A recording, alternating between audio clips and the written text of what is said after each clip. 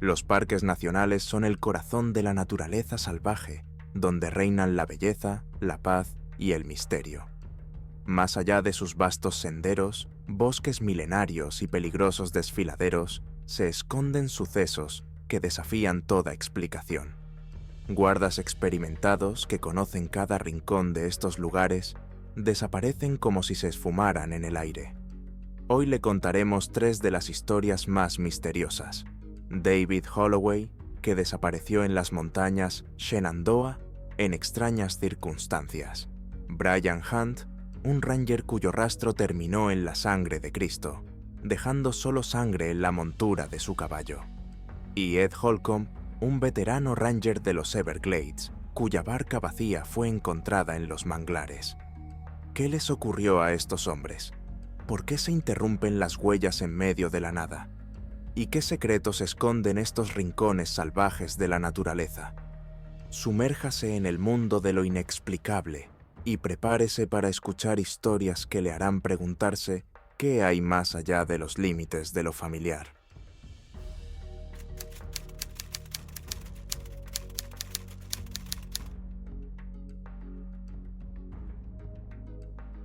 El Parque Nacional de Shenandoah, en Virginia, ofrece más de 800 kilómetros de senderos panorámicos, densos bosques, cascadas y cadenas montañosas.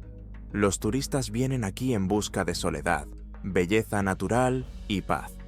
Pero quienes llevan años trabajando aquí saben que esta zona esconde muchos secretos y a veces rarezas para las que no hay explicación. David Holloway era un experimentado guarda forestal que llevaba casi 12 años trabajando en el parque. Era un hombre alto y robusto, de unos 40 años, con barba corta y personalidad tranquila, al que le encantaba su trabajo. Sus compañeros lo describían como un profesional que conocía cada rincón del parque y podía navegar incluso en la noche más oscura. Pero el 12 de octubre de 2018, David desapareció en circunstancias que aún causan polémica y especulaciones. Ese día salió a hacer sus rondas matutinas, llevando su radio y el kit estándar de los guardabosques, un cuchillo, una linterna y un termo de agua. Su turno era el habitual de 8 de la mañana a 6 de la tarde. David fue visto por última vez sobre las 3 de la tarde por un grupo de excursionistas que recorrían el sendero Old Rag Trail. Este sendero es conocido por sus empinadas subidas y amplias vistas del valle. Los excursionistas dijeron a los investigadores que vieron al guarda forestal en una elevación unos 100 metros más adelante. Según ellos, Holloway caminaba por el sendero y hablaba con alguien. Sin embargo, no había nadie cerca de él. Uno de los excursionistas incluso se detuvo a escuchar. Afirmó haber oído dos voces, una que pertenecía a David y otra apagada, como si la llevara el viento desde muy lejos. La voz parecía extraña, casi melodiosa, pero ninguno de los excursionistas podía distinguir las palabras. Cuando los campistas llegaron al lugar donde había estado Holloway, este ya no estaba allí. El lugar estaba vacío, sin señales de la presencia del hombre. Esto les alarmó, pero supusieron que el guarda forestal podría haber abandonado el sendero por algún asunto oficial. A las 6:30 p.m., cuando David no regresó a la estación ni estableció contacto, sus colegas empezaron a preocuparse. La radio de David estaba apagada. Las llamadas enviadas a su frecuencia no obtuvieron respuesta. A las 9 de la noche se inició la primera búsqueda. La búsqueda de David Holloway continuó durante toda la noche. Por la mañana, el equipo de rescate encontró su emisora de radio en un lugar inesperado, en una vieja casa abandonada en el interior del parque, a unos 3 kilómetros del sendero Old Rag. La casa era una vieja estructura de principios del siglo XIX, un tejado podrido, ventanas rotas y paredes cubiertas de musgo. El lugar había sido considerado durante mucho tiempo uno de los más extraños de Shenandoah. Los antiguos afirmaban que la casa pertenecía a una familia de colonos que desapareció sin dejar rastro a finales del siglo XIX. Las historias sobre el lugar se transmitían de generación en generación, incluyendo relatos de sonidos misteriosos y la sensación de la presencia de algo invisible. La mayoría de los guardabosques evitaban la zona por considerarla un mal lugar, pero David nunca había creído en esas supersticiones. La radio estaba tirada en los escalones de la casa, cuidadosamente apilada junto a la petaca. Estaba apagada, aunque la batería estaba completamente cargada. No había señales de lucha. Las huellas de las botas de David eran visibles alrededor de la casa, pero se rompieron a pocos metros del porche, como si simplemente hubiera desaparecido. Se llamó a los perros rastreadores para que siguieran el rastro. Sin embargo, los animales se comportaron de forma extraña, dando vueltas sin descanso alrededor de la casa, chillando y negándose a entrar. Uno de los perreros dijo más tarde que nunca había visto a sus perros reaccionar así, como si algo invisible les hubiera asustado. En el interior de la casa, los buscadores no encontraron nada extraño, salvo muebles viejos y paredes enmohecidas. En una de las habitaciones se veía un pequeño montón de tierra en el suelo, como si alguien hubiera traído tierra del exterior. Parecía extraño, pero no se le dio mucha importancia en aquel momento. Durante los días siguientes continuó la búsqueda, pero no se encontró ni rastro de David. Turistas y voluntarios buscaron por todos los rincones del parque, pero parecía haberse esfumado. Los compañeros de David empezaron a recordar las cosas extrañas que había mencionado en las semanas anteriores a su desaparición. Uno de los guardas dijo que Holloway se había quejado varias veces de sonidos inexplicables durante sus rondas nocturnas, como si alguien le estuviera llamando por su nombre desde lo más profundo del bosque. Además, otros excursionistas que recorrían ese día el sendero Old Rag informaron de sonidos extraños. Algunos afirmaron oír voces apagadas que parecían susurros procedentes de detrás de los árboles. Uno de ellos incluso grabó un breve vídeo con su teléfono en el que se oía una voz entrecortada e ininteligible, con el viento enérgico de fondo. La grabación se envió a los expertos, pero no encontraron ninguna explicación racional. Una semana después, se suspendió oficialmente la búsqueda de David. Su familia insistió en continuar la investigación, pero no surgieron nuevas pistas. Hallazgos extraños, voces inexplicables y anomalías en torno a la vieja casa pasaron a formar parte del folclore local. Hoy en día, esta casa es evitada no solo por los turistas, sino también por los propios guardas forestales. Algunos de ellos aseguran que por la noche oyen voces que les llaman por su nombre y ven siluetas entre los árboles. Pero esto no son más que teorías e historias, sin confirmar que se tiran de las orejas. De hecho, hasta ahora no se ha encontrado ninguna explicación confirmada, y su desaparición sigue siendo una de las historias más misteriosas e inexplicables del Parque Nacional de Shenandoah.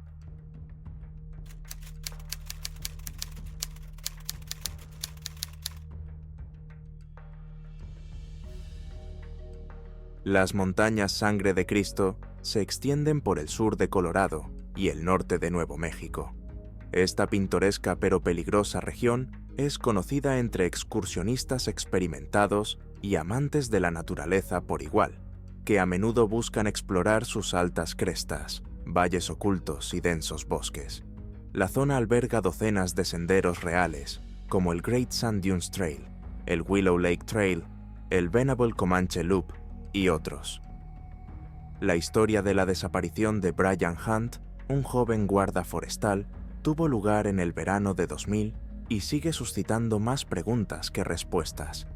Los detalles tan extraños y la falta de explicación lógica hacen de este caso uno de los más misteriosos de los archivos del Servicio de Parques Nacionales de EEUU. El 27 de julio de 2000, el joven guarda forestal Brian Hunt recibió un informe sobre una hoguera ilegal en una zona escarpada cerca del sendero Willow Lake, que comienza en la localidad de Crestone, Colorado. Brian trabajaba en el Parque Nacional de las Grandes Dunas de Arena, situado justo al oeste de la cordillera. Por aquel entonces, Brian solo tenía 25 años. Era enérgico, responsable y ambicioso. Sus compañeros lo describían como alguien que podía encargarse de cualquier tarea y tenía una experiencia impecable en la naturaleza. La llamada procedía de un grupo aleatorio de excursionistas que observaron humo en un desfiladero cercano al inicio del sendero de Willow Lake. Aunque la zona es visitada, hay tramos importantes del sendero de difícil acceso, con matorrales forestales que ocultan estrechos barrancos y pendientes pronunciadas. Brian partió solo, a lomos de un caballo llamado Chester. Llevaba su equipo habitual de guardabosques: radio, mapa, brújula, cantimplora y una carabina del calibre 12, por si se topaba con osos o pumas, que frecuentan la región. Según el despachador, Brian se puso en contacto sobre las 11 de la mañana y dijo que ya había cruzado un tramo del arroyo Willow y se dirigía hacia las laderas orientales del lago Willow.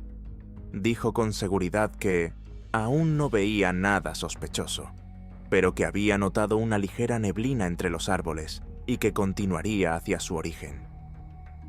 Esa fue la última vez que se oyó su voz en la radio. Al día siguiente, 28 de julio, Brian no se presentó a la reunión informativa de la tarde en el puesto de patrulla del parque. Los colegas, creyendo que podría haberse retrasado por el mal tiempo o por una ruta difícil, enviaron a 2 guardabosques a buscarlo. Unas horas más tarde, encontraron el caballo de Brian, Chester, atado a un árbol cerca de un ramal del sendero que lleva a Willow Creek Basin. El caballo estaba desaliñado, como si hubiera realizado un viaje difícil, pero lo más importante era que la silla de montar estaba cubierta de manchas de sangre. Al principio, los rescatadores supusieron que Brian se había herido y se había marchado en busca de ayuda. Sin embargo, no se vieron rastros del hombre en los alrededores. Además, no se encontraron señales de lucha ni objetos personales que Brian pudiera haber dejado caer cerca del aparcamiento. La situación era cada vez más extraña. Al tercer día, voluntarios, adiestradores de perros y helicópteros se unieron a la búsqueda de Brian Hunt. La operación abarcó una zona enorme alrededor del lago Willow, incluidos los barrancos y laderas cercanos. Sin embargo, los perros rastreadores se comportaron de forma inusual. Volvieron varias veces al lugar donde se encontró a Chester. Dieron vueltas alrededor de un árbol y, como si hubieran perdido el rastro, se negaron a ir más allá. Ninguno de los perros fue capaz de seguir el rastro de Brian.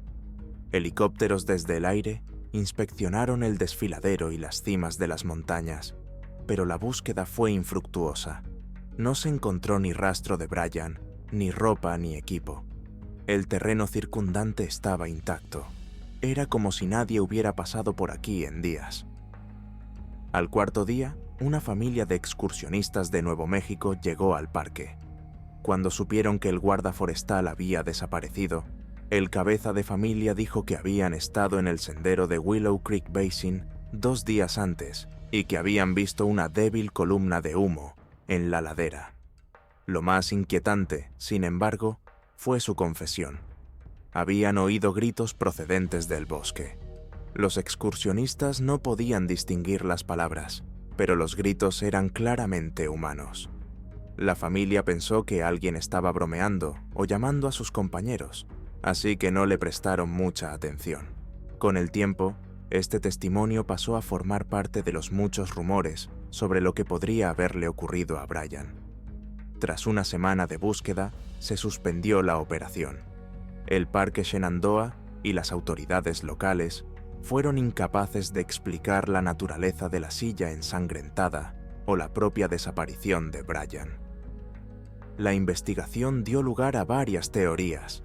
Accidente. Es posible que Brian se cayera por un acantilado o cayera en una grieta y no se encontrara el cuerpo. Ataque animal.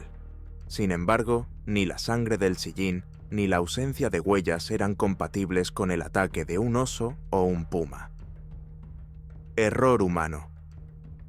Algunos especularon con que Brian se había topado con cazadores furtivos o con alguien que no quería ser descubierto, pero ninguna de las dos teorías se ha confirmado nunca. En 2005, 5 años después de la desaparición de Brian Hunt, un grupo de excursionistas que buscaban especies raras de montaña en la zona de Willow Creek Basin encontró una vieja mochila entre las rocas del fondo de la ladera. La mochila estaba muy desgarrada, con profundas marcas de garras claramente visibles en la tela, y las correas estaban casi completamente desgarradas. Los expertos que examinaron el hallazgo afirmaron que los daños eran característicos del ataque de un gran depredador, probablemente un oso o un puma. Esto concordaba con las especulaciones de 2000, justo después de la desaparición de Brian.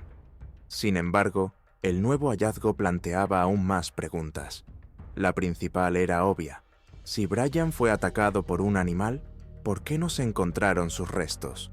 Las operaciones de búsqueda convencionales a una escala como la de Colorado casi siempre acaban con el hallazgo de al menos rastros parciales de la víctima, trozos de ropa, huesos o dientes del depredador. Pero en este caso no había nada, salvo una mochila. Algunos investigadores han especulado con que la mochila podría haber sido traída por los animales al cabo de un tiempo, arrastrándola desde el lugar de la supuesta tragedia. Sin embargo, quienes conocían a Brian y se dieron cuenta de lo extraño de su desaparición, empezaron a preguntarse si realmente se trataba de un ataque animal, o si la mochila había sido dejada atrás más tarde para crear la apariencia de una pista. La versión oficial de un ataque de depredadores fue aceptada por las autoridades, a pesar de la falta de restos y de cualquier otra prueba concluyente. Quienes conocían a Brian se negaban a creer que simplemente se hubiera perdido o que hubiera sido víctima de la fauna salvaje. Un guarda experimentado, acostumbrado a las rutas más difíciles y a los cambios repentinos de tiempo, no podía haber desaparecido así sin dejar rastro. Sus colegas, amigos e incluso algunos lugareños creían que había algo extraño en su desaparición, algo que escapaba a toda explicación racional. El caso sigue investigándose, pero desde entonces no han aparecido nuevas pistas o indicios. La familia de Brian sigue esperando una respuesta, aunque cada año que pasa, la fe en las versiones oficiales se desvanece más y más.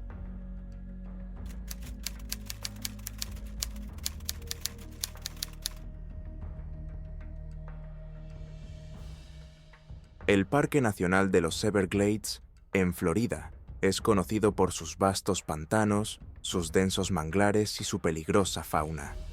La zona es uno de los lugares más salvajes e impredecibles de Estados Unidos. Situado en el suroeste de Florida, el parque abarca más de 1,5 millones de acres de humedales, que son el hogar de caimanes, serpientes y aves rapaces poco comunes. En septiembre de 1991, comenzó un turno rutinario en el Flamingo Centre, la principal estación de guardaparques en el borde de la costa del Golfo de Florida. El guarda Edward "Ed" Holcomb, un veterano oficial con 20 años de experiencia, fue asignado para realizar patrullas rutinarias en barco a lo largo de Whitewater Bay y controlar la zona de Cuban Creek, donde a veces se veía a pescadores ilegales y turistas perderse en los laberintos de manglares. Ed era conocido por su meticulosidad, su amor por las actividades al aire libre y su habilidad para navegar por los terrenos más difíciles. Esta zona no le era desconocida.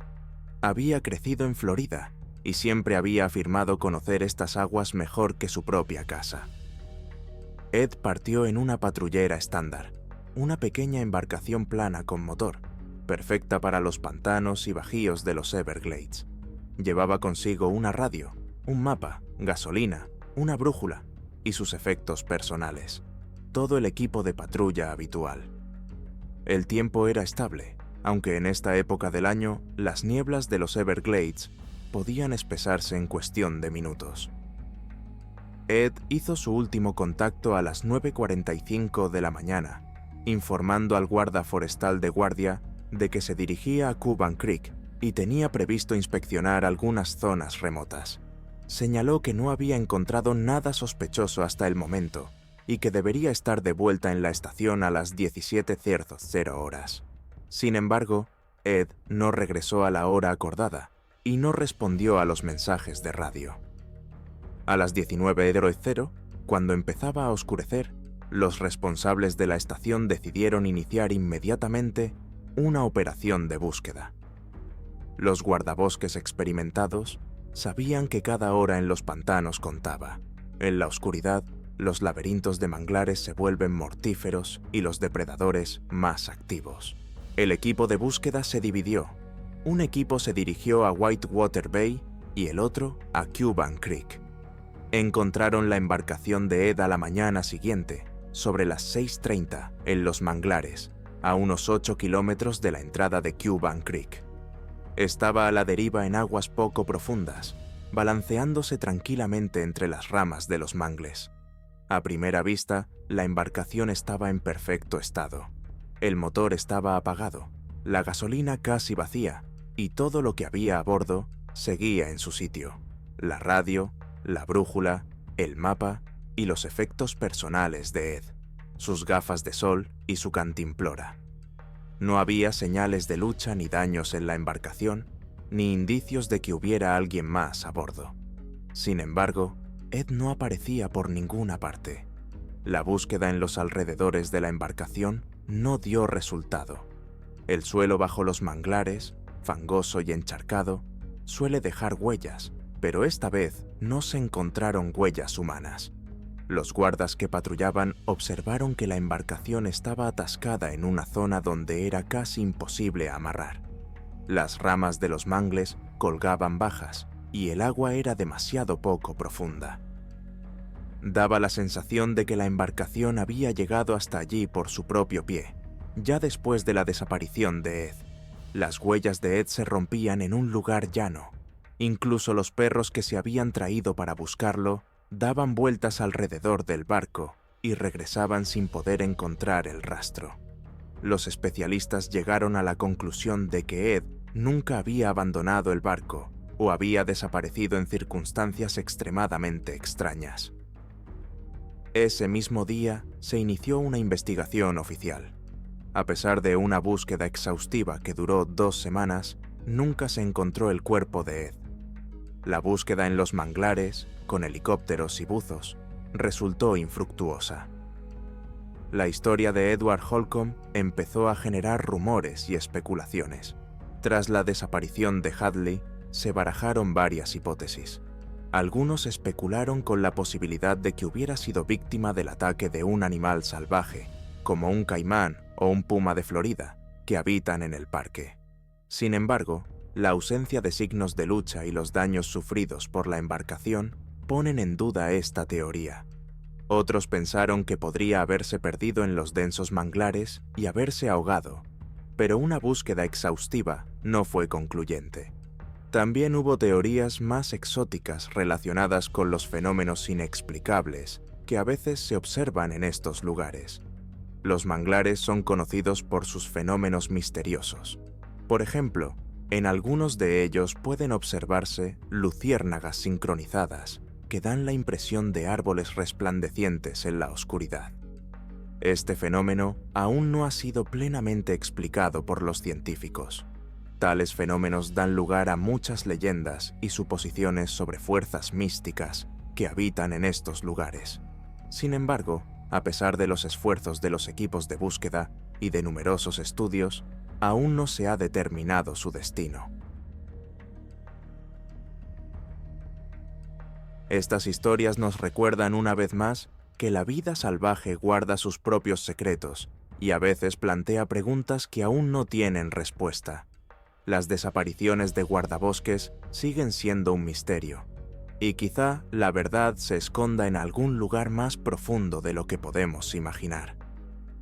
Si te ha gustado este vídeo, no olvides darle un like, suscribirte al canal y pulsar la campana para no perderte nuevas historias apasionantes.